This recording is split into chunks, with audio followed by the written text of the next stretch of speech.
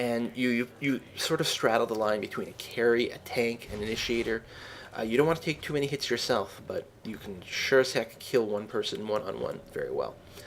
Now, if I'm the only tanky character, then I make sure to build my items accordingly.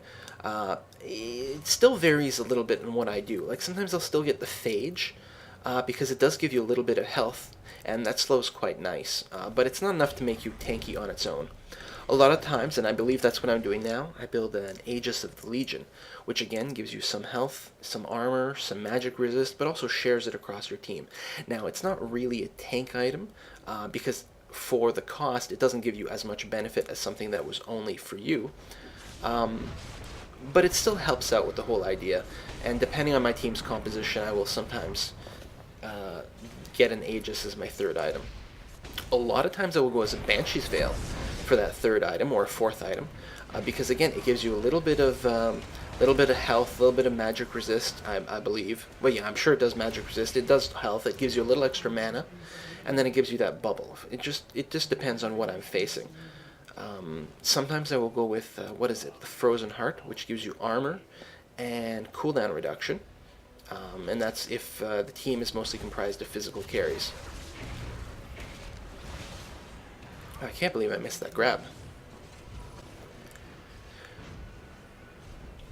So yeah, arguably you may do better as a Blitzcrank if you were the only tank on a team by going with more tanky items, like a Force of Nature or even a Warmark's armor. I've certainly seen plenty of Blitzes do it, but that I haven't found worked for me. It just doesn't, it's not compatible with my style, for good or ill.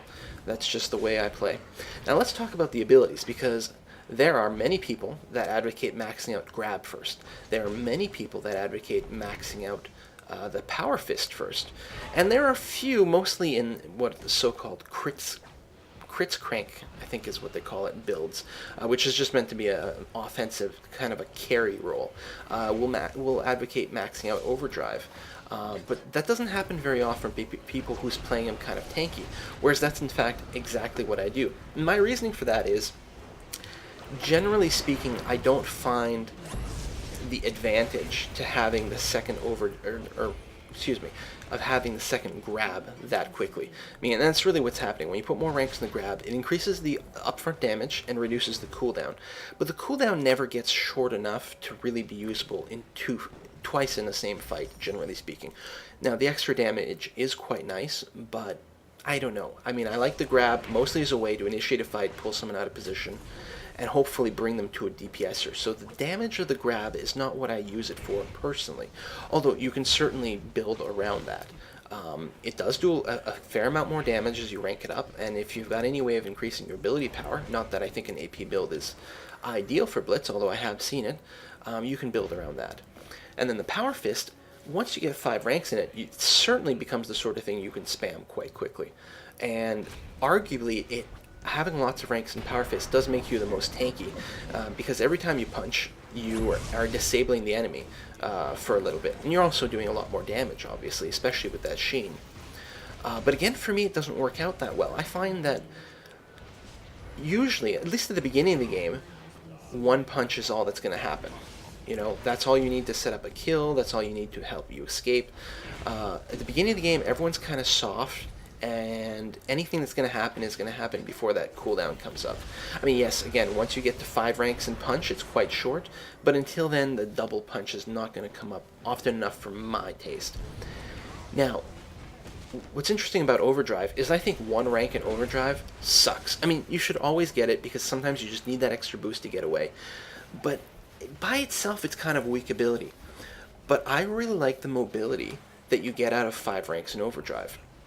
Overdrive plus Boots of Swiftness guarantees that you can catch anyone. So even if you don't have that second fist or that second grab up that quickly, you'll be able to keep up with anyone. You also get a tremendous increase in attack speed. One thing I find with Blitz is that he really comes into his own once he's got a couple items behind him. And so I like the extra survivability that Overdrive gives me because it allows me to survive in a lot of early encounters by running away. So it's that sort of combination. Early on, I find that people are rather squishy, and fights are decided extremely quickly. So you want to be in position, you're going to get off one grab, one punch, and the fight is going to be over one way or another. So I like the ability of being able to chase or run away with the overdrive, and it really works out wonderfully for me. Also, it's great for helping you kill the neutral mobs. Overdrive gives you such an attack speed boost that yeah, it just works out tremendously well for that. You pop it and you go and kill yourself a golem or a lizard, and generally that's all you need. Of course, the Power Fist would also help just fine for that, but yeah, that's just me. That's how I play Blitz, and every time I try to go away from that kind of build, I don't do as well. Maybe I just need more practice with it, but I think what it means is for my playstyle, that's how I've got to play Blitzcrank. So if you play Blitz, make sure to experiment, because they've got a tremendously different feel depending on how you do it. For a hardcore tank, you know, lots of Power Fist probably. I don't know. Give it a try. So at this point of the game, let's see what's happening. I'm quite happy with my score. I've gone 3 kills, 0 deaths, 10 assists. And that's pretty typical for me with Blitzcrank. At least at the level I'm playing now, is I don't necessarily get that many kills. I don't tend to play as a carry too much. Although again, if there's a tank on my side already, and I do go and get myself a Triforce, especially if I'm able to get an early kill and I can get an early Triforce, or rather Trinity Force, I should say, there are some games where I dominate quite handily, and it can end the game with, you know, upward of 10 kills, 15 kills sometimes. But usually what happens is I just rack up a whole lot of assists, and I'm very happy with that. I like to set up the kills, pull people in, and let my DPSers finish it off. The times I have the worst games, I do feel, are the times when my DPS people are not up to snuff. They're just not dealing enough damage. I'm starting the fight, they're not getting the kill on time, and then I die, because the fight has lasted too long. It also helps to have lots of other crowd control people, obviously. That makes a big difference too to my survivability, just because I can't tank outright that much, especially not with the builds I go with.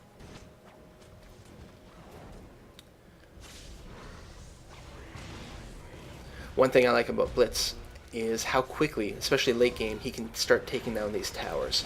Especially if I've gone with the Trinity Force build, every time you hit your one of your abilities, either Overdrive or Power Fist, and your Sheen procs, you do tons of damage, so you can just wail on these towers. With Overdrive, you're hitting very quickly, and every 3 seconds you're spamming your Power Fist, you knock down those towers extremely fast.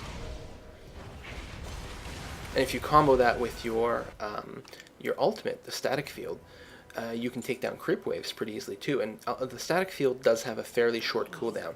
Now, learning to use your ultimate at the right time really pays off, because you don't want to use it too early when you're fighting heroes, because you'd actually rather the passive proc be going off as often as possible. And if you've burned your ult, then the static proc won't go off anymore until your cooldown is up. But at the same time, if it's a big group fight, a lot of times it's better off to start off with the AoE. So that does take a lot of practice, and there's no clear-cut rules about when and how to use it.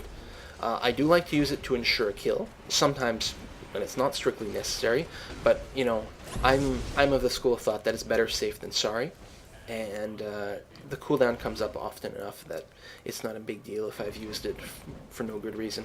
Here's a cool trick you're about to see with Blitzcrank. You can grab people through the wall. So I'm trying to save Twisted Fate here, Twisted Fate, and I don't do it quite in time, but you can pull people through a wall.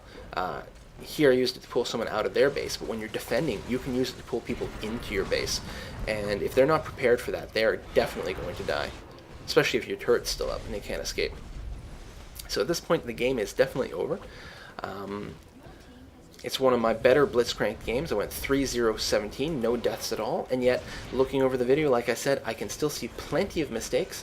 Hopefully you saw some of them too, but not too many, and we can all learn from this.